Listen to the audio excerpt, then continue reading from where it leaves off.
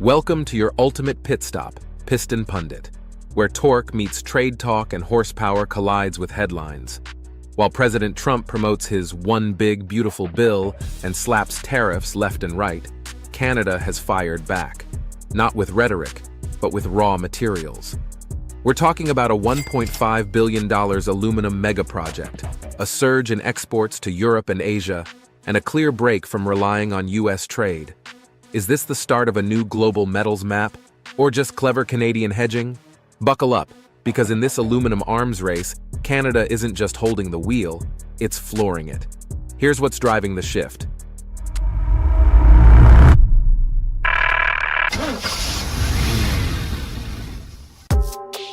Quebec goes full throttle on aluminum expansion.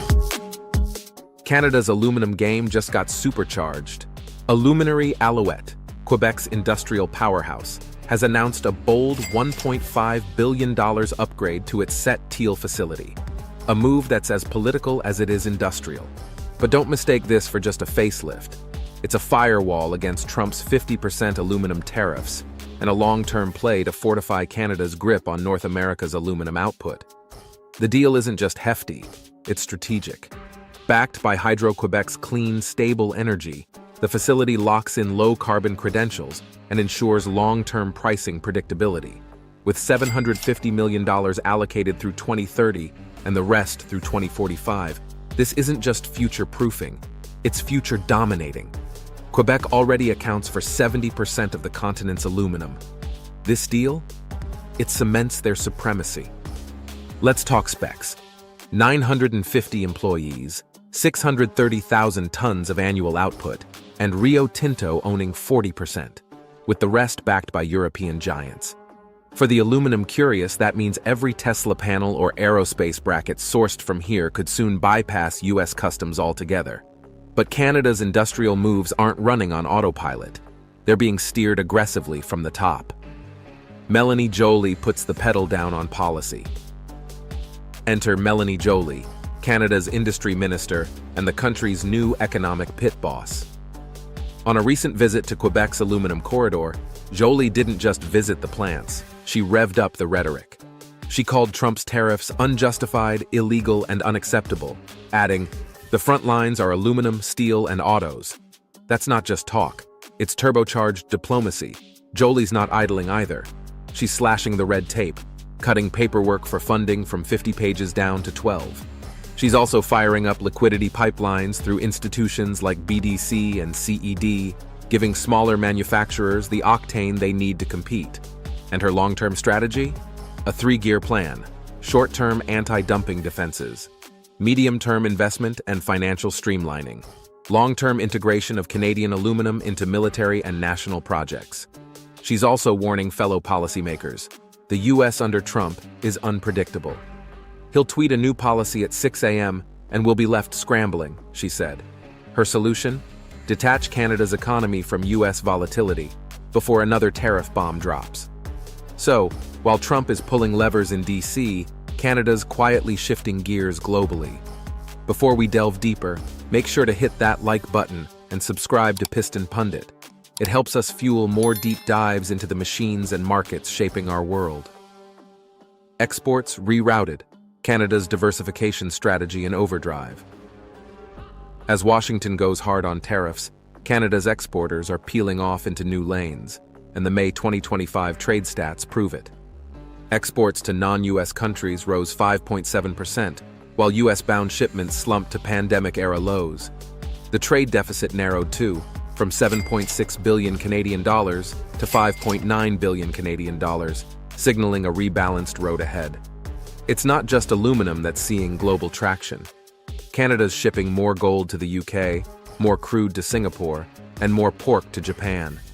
Even niche players, from pharmaceutical firms to mascot costume makers, are fine-tuning strategies to win in Asia and Europe. Economists are calling it the Great Pivot.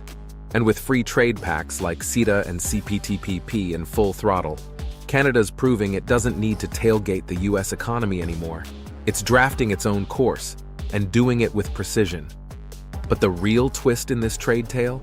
It's not just about avoiding tariffs, It's about becoming a manufacturing and export powerhouse for the EV era, and that's exactly what we'll explore next. Manufacturing slows, but green innovation gathers speed. While Canada's raw materials and agri-food sectors are hitting high gear, the broader manufacturing engine is sputtering. June's S&P Global PMI dropped to 45.6, its lowest reading since the COVID dip of 2020. With Trump's tariffs pressuring cross-border trade, the fifth consecutive month of contraction hit hard, and production cuts reached a 5-year high. But not everyone's stuck in neutral. Some steel component suppliers are renegotiating U.S. contracts to share the tariff pain. Others are steering toward Europe and Asia, or simply cutting ties with American buyers altogether. Yet here's the twist. As traditional manufacturing struggles, clean tech is revving up. From EV battery components in Ontario and Manitoba to hydrogen hubs and aerospace composites, investment is shifting toward what some call Canada's next-gen drivetrain. The aerospace sector alone shipped out nearly 19 billion Canadian dollar last year, and it's not done climbing. Minister Mélanie Joly and Premier Legault are betting on a future that's green, digital, and diversified. If red tape can be trimmed and innovation zones nurtured, this aluminum disruption could spark a full-on industrial renaissance. And what good is high-output aluminum if you can't move it? That's where Canada's silent strength is kicking in. Ports of power. Canada's export engines go global. Forget shiny smelters for a second. Canada's ports are quietly becoming the transmission system of its trade transformation. And Saguenay, Quebec? It's shifting from sleepy harbor to high-octane launchpad. Minister Joly spotlighted the upgrades at Port Saguenay, which now ships aluminum directly to Europe. Exports to Italy and Germany are climbing, thanks to modern logistics that cut costs and shipping times. It's not just efficiency, it's strategic agility. And it's getting greener, too. The port is gearing up for low-carbon, ESG-compliant cargo, an increasingly crucial ask from European buyers. With Rio Tinto and regional manufacturers plugged into this logistics overhaul, companies now have faster, tariff-dodging routes when U.S. policy veers unpredictably. Even better, this isn't just about aluminum. These same upgrades support clean hydrogen, rare earths, agri-food, and composite materials. Cold storage, covered, intermodal rail links, already underway. What looks like port trivia is, in fact, Canada's economic insurance policy. Rapid rerouting in an era of weaponized trade. And with that, let's zoom out and see what this all means for the broader picture. Verdict: the aluminum shift that could reshape trade. Canada hasn't just countered Trump's tariffs, it's outmaneuvered them. From Quebec's billion-dollar smelting revamp to soaring aluminum shipments across the Atlantic, Ottawa's message is loud and clear. It won't play by DC's rules anymore. And it's not just talk. Joly's war room strategy includes liquidity injections, bureaucracy rollbacks, export pivots, and future-proofed manufacturing clusters. Instead of folding under U.S. pressure, Canada is recalibrating around resilience and relevance. The U.S. may have fired the first shot, but it inadvertently accelerated Canada's evolution into a clean tech, global trade player. The question now is, can this new momentum carry through the next economic storm? Or will Washington's gravitational pull prove too strong? Now we want to hear from you.